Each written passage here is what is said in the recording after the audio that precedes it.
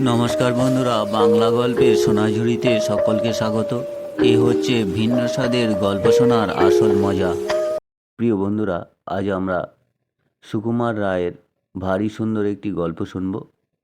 গল্পের নাম দানের হিসাব। এক ছিল রাজা। রাজা জাঁকজমকে পোশাক পরিচ্ছদে লাখ লাখ টাকা ব্যয় করতেন, কিন্তু দানের বেলায় তার হাত খোলে না।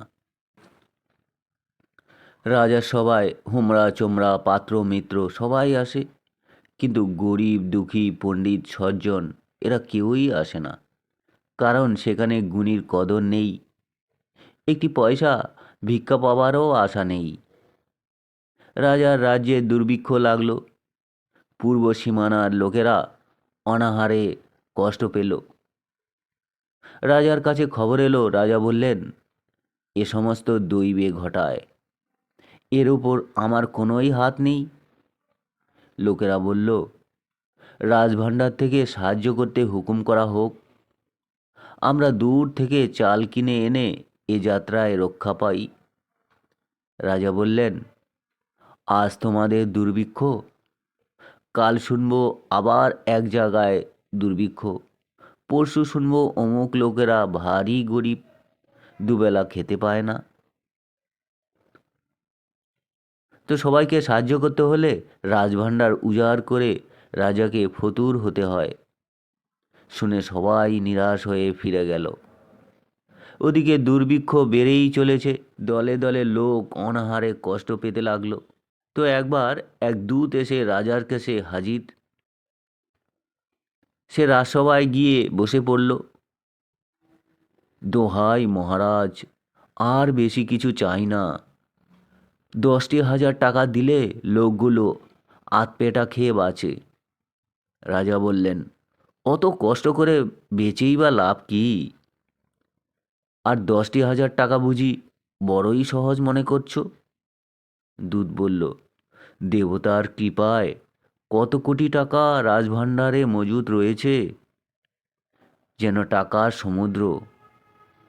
আর তার থেকে এক আধ ঘটি তুললেই বা মহারাজের ক্ষতি কি?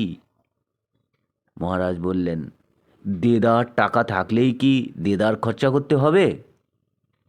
দূত বলল, প্রতিদিন আতরে সুগন্ধে পোশাকে আমোদে আর প্রাসাদের সাজসজ্জায় যে টাকা বেরিয়ে যায়, তারই খানিকটা পেলে লোকগুলো কষ্টের হাত থেকে বাঁচে।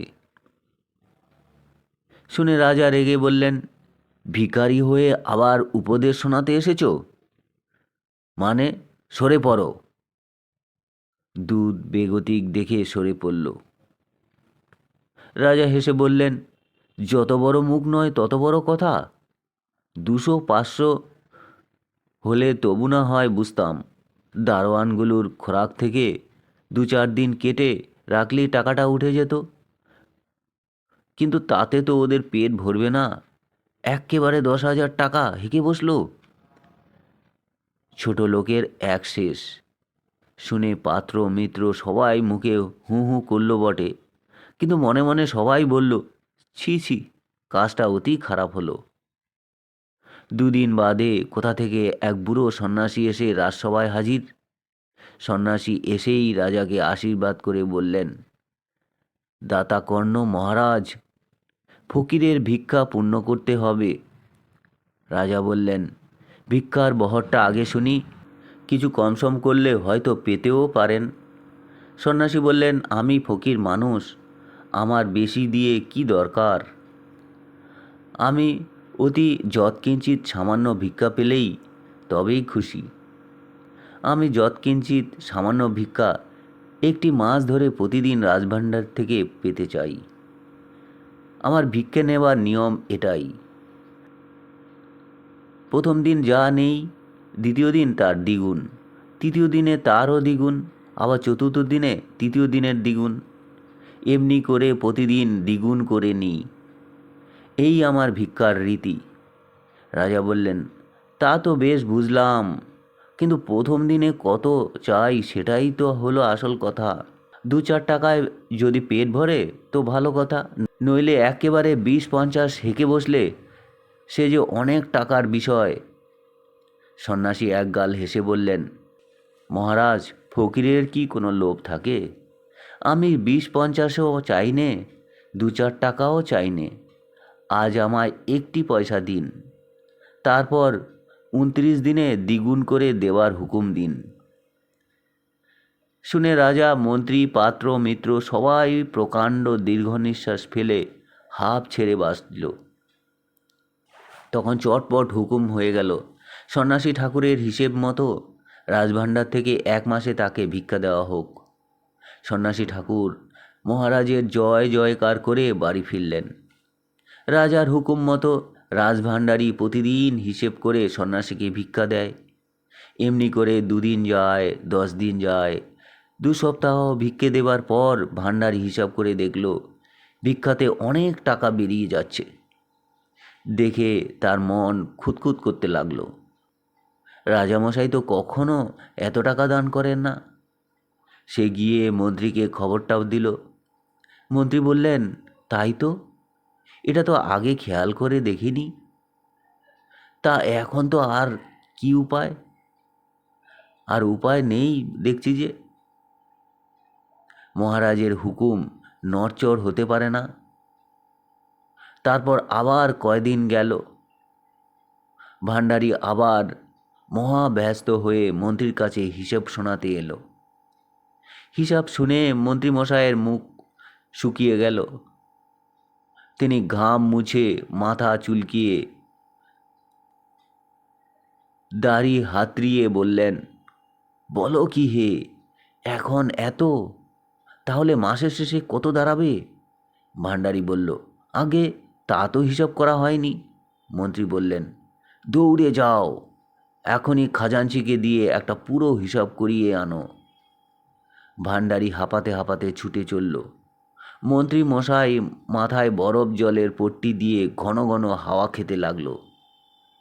আধ ঘন্টা যেতে না যেতেই ভাণ্ডারী কাঁপতে কাঁপতে হিসাব নিয়ে এলো। মন্ত্রী বললেন, সব শুদ্ধ কত হয়? ভাণ্ডারী হাত জোর করে বললে, আগে 1,67,77,215 টাকা 15 আনা 3 পয়সা।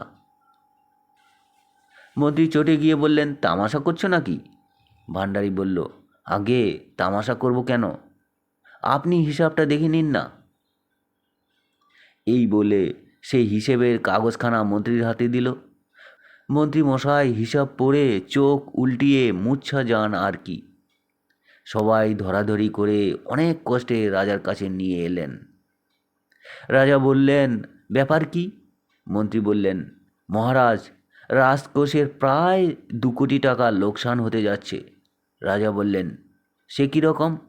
মন্ত্রী বললেন, মহারাজ, সন্ন্যাসী ঠাকুরকে যে ভিক্ষা দেবার হুকুম দিয়েছেন, এখন দেখছি তাতে ঠাকুর রাজভাণ্ডারের প্রায় 2 কোটি টাকা বের করে নেবার ফিকির করেছে। রাজা বললেন, এত টাকা দেবার তো হুকুম দেওয়া হয়নি। তবে এরকম বেহুকুম কাজ করছো কেন? ডাকো ভাণ্ডারীকে। মন্ত্রী বললেন, আগে সমস্তই হুকুম মতো হয়েছে। এই দেখুন না দানের হিসেব। রাজামশাই একবার দেখলেন, দুবার দেখলেন, তারপর ধরপড় করে অজ্ঞান হয়ে পড়লেন। অনেক কষ্টে তাকে জ্ঞান ফেরানো হলো। লোকজন ছুটে গিয়ে সন্ন্যাসী ঠাকুরকে ডেকে আনলো। ঠাকুর আসতেই রাজামশাই কেঁদে তার পায়ে পড়লেন। বললেন, দোহাই ঠাকুর, আমায় ধনে প্রাণে কষ্ট দেবেন না। যা হয়ে একটা রফা করে আমার কথা আমায় ফিরিয়ে নিতে দিন। সন্ন্যাসী ঠাকুর গম্ভীর হয়ে বললেন, রাজ্যের লোক দুর্ভিক্ষে কষ্ট পাচ্ছে, তাদের জন্য 50,000 টাকা চাই। সেই টাকা নগদ হাতে পেলে আমার ভিক্ষে পূর্ণ হবে। রাজা বললেন, সেদিন একজন লোক এসেছিলেন, সে বলেছিল 10,000 টাকা হলেই চলবে। সন্ন্যাসী বললেন, আজ আমি বলছি 50,000-এর 1 পয়সা কম হলেও চলবে না। রাজা কাঁদলেন, মন্ত্রী কাঁদলেন, উজির নাজির সবাই কাঁদল। চোখের জলে ঘর ভেসে গেল, কিন্তু ঠাকুরের কথা যেমন ছিল তেমনিই রইল। শেষে অগত্যা রাজভাণ্ডার থেকে 50,000 টাকা গুনে ঠাকুরের সঙ্গে দিয়ে রাজামশাই নিষ্কৃতি পেলেন। দেশময় রটে গেল দুর্ভিক্ষে। রাজকোষ থেকে 50,000 টাকা দান করা হয়েছে। সবাই বললে, দাতা কর্ণ মহারাজ। তো বন্ধুরা, এই ছিল সুকুমার রায়ের ভারী সুন্দর একটি মজার গল্প। গল্প পাঠ আপনাদের যদি ভালো লাগে চ্যানেলটির সঙ্গে থাকবেন, সাবস্ক্রাইব করবেন। সকলে ভালো থাকবেন। ধন্যবাদ।